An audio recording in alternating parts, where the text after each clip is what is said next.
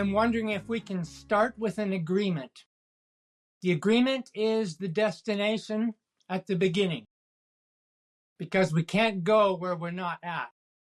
And we're there before we start. Here's the idea. What does everyone want? What does every human being? We have the same purpose. We have the same destination. I believe we all just want a peaceful mind, loving heart, happiness. Basically it. We're not that complicated. If you break it down into those constituent pieces, ask any parent and they will say finally what they want for their child is to be healthy and happy. They don't ask for much more. And I believe the reality is that is our nature. We are naturally love, happiness, and beauty. And that's it. So the question becomes, why isn't everybody living that way right now? What's in the way? What is the roadblock that we all have? And that roadblock is our story. I am a story. I meet you at a public event for the first time. Can you tell me something about yourself? You don't tell me about the human being, the loving, beautiful, happy being. You tell me about a story about that being, and we are all a story. Everything that happens to us from our earliest childhood builds this story. And it's written for us. We don't write our own story. We're given a name. We're given our first toy as a possession. We're given experiences. We're told what to do, how to behave, where to go, what to think. Even our taste, our hearing is created by others. We're told this here's good, this tastes good, this is a good experience. And you begin to believe this story. And at a certain point in life, you begin to identify, self-identify as the story. You no longer know yourself as the being. You only know yourself as the story about that being. And within that story, for I believe every human being, is trauma. I think maybe birth itself. A baby comes out, and what do? It may be the original trauma of fear and insecurity entering the world. And that's why we're so attuned to it throughout life, I believe. So like every other kid, I picked up my trauma, bullying and abuse psychologically and physically. I came out of my youth knowing I was dumb, not good enough, not worthy, not able to succeed, a failure. And we live up to our story. We tend to meet our story in reality. And so I live that way. You take all those together and that's called emotional baggage. We put all that hate and anger and regret and frustration and anxiety and trauma into a big bag. We throw it over our shoulder and out we march into the world. And that is always there with us. It gets enough pain and pressure that we all turn to the first addiction. I believe it's every human being's addiction. It's called blame. I blame my childhood. I blame the school. I blame the church. I blame the Boy Scouts. And we end up blaming our partner, blame our children, blame the boss, blame the government, blame the economy. Some people blame the weather for a bad mood. And this blame is addiction because it is medicating against our pain, being responsible for ourselves. If we blame the world, we don't have to face ourselves. It's someone else's fault. The other portion of it is we externalize achievement.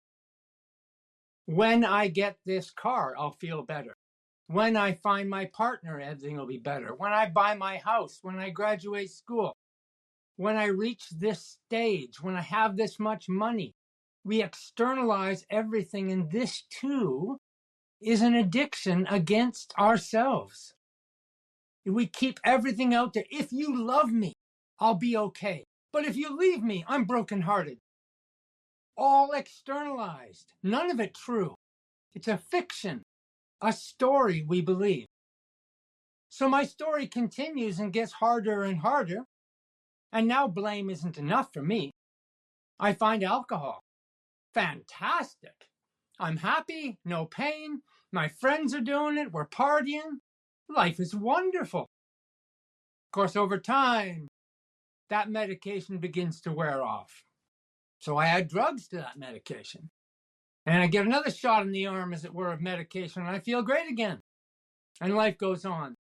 And I marry and end up in a marriage with another person who's terribly damaged, in the same pain and anger, also an addict. 2 beautiful children, house, cars, vacation, our own business together. From the outside, we look like normal. This is what life is. Underneath that roof is a horror story. And then one day I got lucky. Won the lottery, I say. I woke up one morning in the middle of the pandemic with cancer. Fantastic. This saved my life. In that year, 2 days, 12 months, 365 days precisely, I went through cancer treatment and surgery. My wife and I separated. I lost my house, my business, my family in any way you can structure that. My health, of course. I end up alone, broken, and suicidal. Exactly 1 year to the day later. Fantastic. What a great year. And that opened the door. You get to a certain place, and I think suicide is brilliantly clarifying if you can wake up in that moment. And I got lucky there as well, in that my feeling in suicidal thought was identical to a bout I had with depression before I got cancer. It was that same empty, dark nothing in front of you, like all your feeling had been suppressed. So you felt nothing, numbness. And for me, it triggered, hold it, this suicide thing isn't about ending your life. This is depression. Oh, I don't need to do this. And that took me out of that. And I want to adjust here and say, we are yesterday. You are yesterday. I am yesterday. Everything we know is from our past. The story we believe we are. We are completely historic yesterday people. Everything I believe about myself was based on yesterday. I'm standing in the kitchen making dinner, and there's a podcast on in the background. The man is talking about consciousness. I'm thinking woo-woo, silly stuff, not really listening. And he says one line, and it changed my life. You see in movies, hit me like a bolt of lightning. I always thought, oh, silly, that doesn't happen in real life. Come on. It happened. I couldn't believe it. The man said, show me yesterday. That was it. Show me yesterday. And my mind exploded, because I've just believed a story for 60 years that almost killed me. Where is the story? Can I go to a cupboard and pull yesterday out and go, look? So what do you think? Where is it? So my mind raced to the fact that it's just a belief. It is nothing but a belief. It has no reality. There's no real, effective, concrete being in our story. I was traumatized 50 years ago. How did it get here? How did it get here today, hurting me, almost destroying my life? How did that happen? Because I picked it up 50 years ago after it happened, and I said, this is mine. I own this. This is a part of me. I'm going to take care of it. I'm going to love it in a way, because it is me. And I put it in the bag, and I walked with it for 50 years. I'm responsible. There's no blame in my life. I've done everything. It doesn't discount that trauma happened to you or me or anyone else years ago. That's an event. It happened. But it has no meaning. None. Nothing in life comes with meaning. There is no meaning in life. You have to create the meaning by taking it, by owning it, by possessing it. and then keeping it with you and walking with it. We bring the baggage. We carry it. We are always responsible. So the first step out of this was to take radical responsibility of life and realize there is nothing I could blame for anything, that I was the instrument that made it powerful. I gave it the meaning. So the next step out was to realize that this is a story, a belief. You believed things 10 years ago you don't believe today. And you will believe things in 10 years that you don't believe today. So what is the truth in any belief? There isn't any truth. All belief is just that. You believe it. It has no substantive life to it, reality to it, outside of our belief. A friend of mine I used to drink with every day after work at the same pub. He went all the way down to the streets, fentanyl. He's had 100 disorders, been on medications on and off for years. I lost track of him, assume he's dead. I walk into a coffee shop about a year ago and there he is. Normal and just as regular as can be. And I'm shocked because I thought for sure he was dead. I'm just, Gary, oh my God. Come sit down. What the hell? Tell me your story. And he said, well, I don't really remember life on the street. It's just sort of blurry. I mean, there's not much there. But a guy talking about the church and God and Jesus, and I for somehow triggered and I followed and I went to, classes and meetings, and pretty soon Jesus had saved me and I was off drugs and off of everything and I don't have any disorders and I'm happy and healthy. And we talked and I realized Jesus didn't save him. A new and better story he believed in saved him. I tell any human being alive, go look into the face of a newborn baby and what do you see? We all see the exact same thing. We see love, beauty, and happiness. Now, I suggest we're not seeing the baby. We're seeing our own heart reflected in the baby's face because that's us. 3 months ago, my mother died. 2 hours before she died, I looked into her face. What do I see? I see the baby's face. I see love and beauty, and my heart is full of happiness. Not sorrow, not fear, not dread from death, just the beauty of life. At birth and at death, we are that being. In between, we fill it with a drama that I call the story mind. This massive story that we buy into, and it drags us around. And so we believe life is hard. We're told it is. It's a struggle. It's difficult. You've got to be disciplined, work hard every day. This stuff is all fictitious creation. And the planet, look around you in the world. It is the collective of story mind. It's the same story being played out in the world.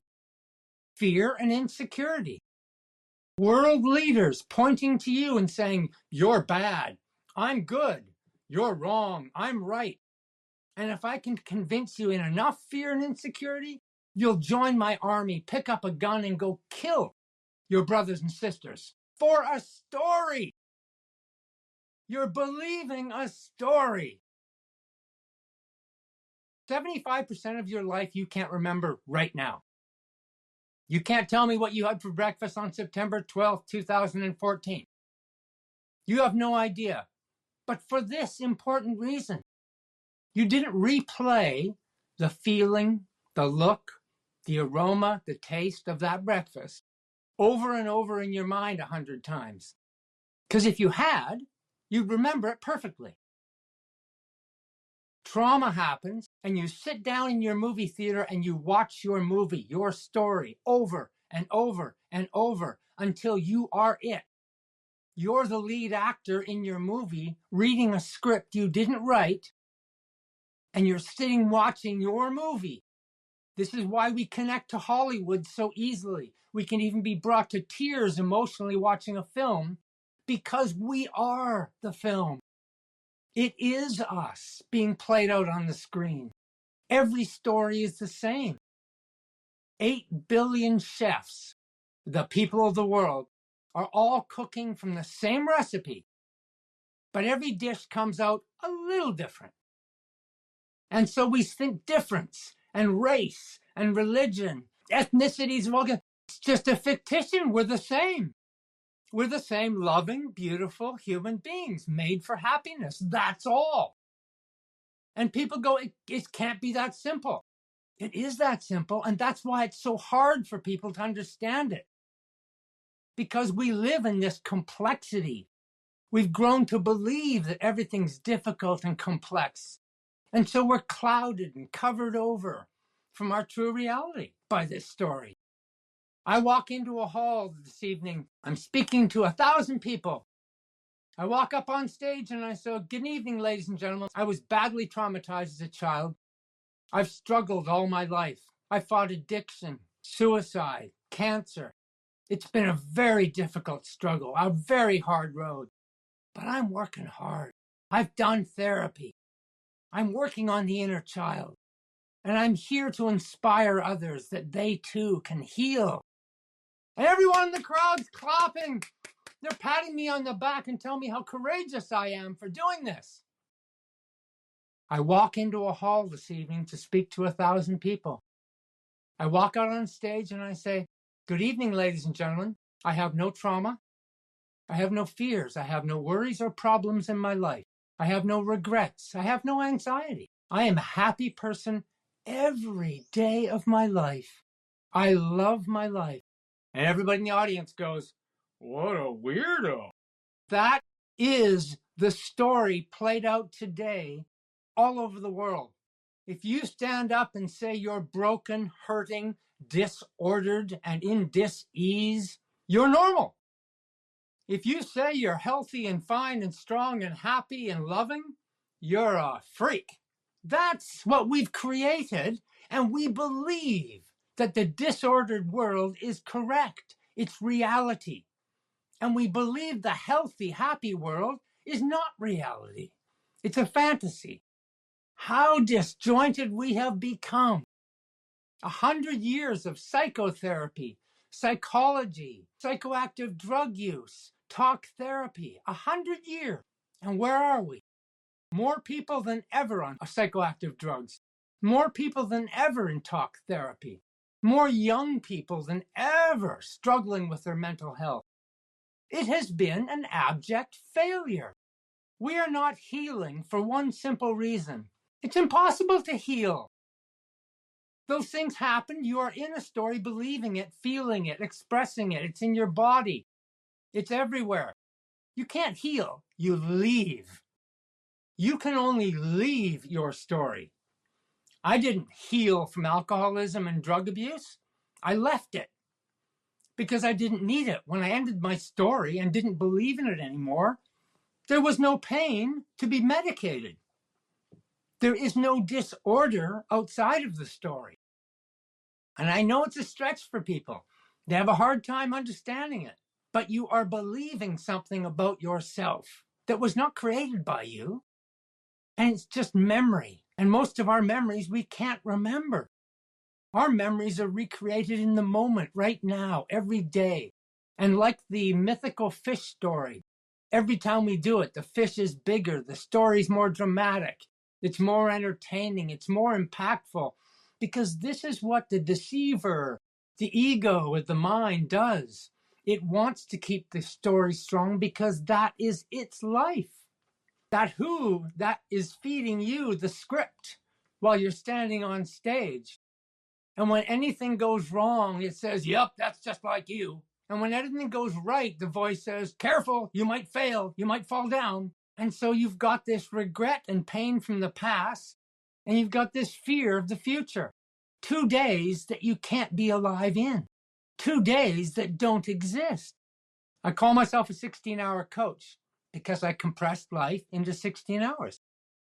If a day is 24 hours and you sleep for 8 hours, you have 16 hours of conscious waking time to live. You never get another day, ever. It is one day is all you get forever. I wake up tomorrow morning, I get 16 hours. Can you not be loving and kind and friendly in 16 hours? I think I can do it. Could you not eat well, get some exercise, do your job? You don't have to do it for 10 years, just 16 hours. And you wake up tomorrow and you get a do-over. What a gift. Every day is this amazing gift of 16 hours. And it's all we have to do is live it the best we can. Don't dream of tomorrow, because tomorrow takes care of itself by what you do in this 16 hours. If you're a jerk in 16 hours, you're going to feel pain when you wake up tomorrow. If you're a loving, beautiful, happy human being, guess what? Tomorrow will take care of itself and everything's fine. I work with people and I tell them first thing is stop believing in yourself. And people are like, well, what do you mean don't believe in myself? I go, because the self you believe in is a liar. It's this story you believe and you think that's yourself. It's not. You're whole. You're incredible, beautiful, loving, and happy. That's yourself, and you haven't met that self probably because it's been hidden behind this veil, this story, this movie that you're in. All the pain, all the suffering, anxiety, fear, regret, everything is in your story. Everything is in yesterday and tomorrow. None of it exists today in 16 hours right now, because your mind can't go there when you are in attention. This secret was given to us, all of us, at grade 1. First day of grade 1 of school. The teacher walked to the front of the class and went, "Attention, class, there's the secret." That was it. If you pay attention, you cannot drift into memories of the past or fears of the future. Your mind can't do it because it's in attention, presence, awareness, now. The simplicity is mind-boggling, and you only have to do it for one day. That's it. The pressure's off. One day. It's hard to go to work and go, oh, my boss is a jerk, and I have to deal with Wendy at blah, blah, blah, and I've got all these I got to be at a meeting tomorrow. You're spending time outside of here. I go to work the same as this. Work is just a happy, fun part of my life.